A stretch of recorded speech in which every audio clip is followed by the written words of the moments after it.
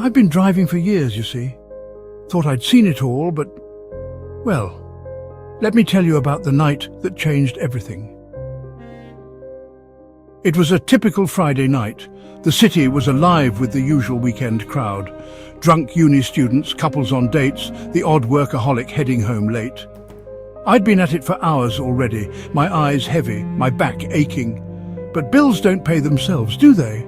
That's the thing about this gig economy. It never sleeps, and neither do we.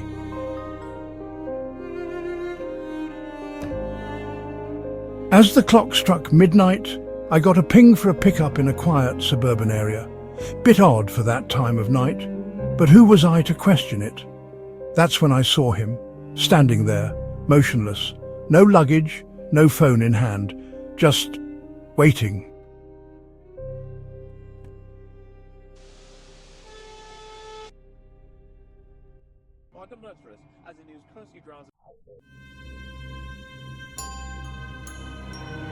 He got in without a word, didn't even look at me. I tried small talk, but he didn't respond. Not unusual for late-night rides, I thought. But as we drove, something felt off. The air in the car grew heavy, oppressive, like a weight pressing down on my chest.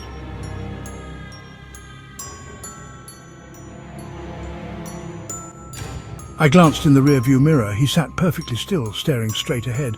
But then I noticed the window beside him fogging up, like he was breathing heavily, but I couldn't hear a thing, not a single breath.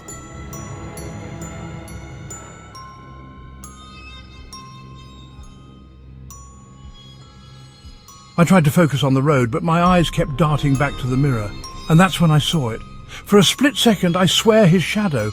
It didn't match his body. It seemed to twist, to writhe, as if alive. My hands were shaking on the wheel. Sweat beaded on my forehead. I wanted this ride to end.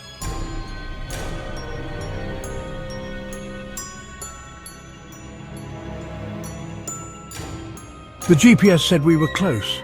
I'd never been so relieved to see a destination approaching. But as we turned the corner, my blood ran cold.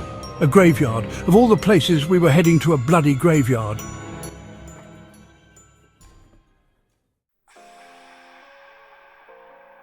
I pulled up to the gates, my heart pounding in my chest. He got out without a word, without even a glance back. I watched him walk towards the gates, his figure growing dimmer in the mist that seemed to appear from nowhere. And then I saw it. The ride. It wasn't there. It had never been booked. I looked back at the graveyard, but he was gone. Vanished into thin air, as if he'd never existed. I haven't driven since that night. Some things you can't unsee. Some passengers you can never drop off. And I wonder, did I really leave it behind at that graveyard? Or is it still out there, waiting for another ride?